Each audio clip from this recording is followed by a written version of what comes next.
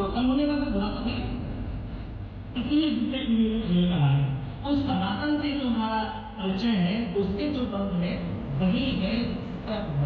इसलिए आज देखिए आप आज मैं आप परम पुरुष को एक परमात्मा के आयाम और भी है, सिर्फ एक ही नहीं है। ओंकार के आयाम और भी है, परमात्मा के आयाम और भी है।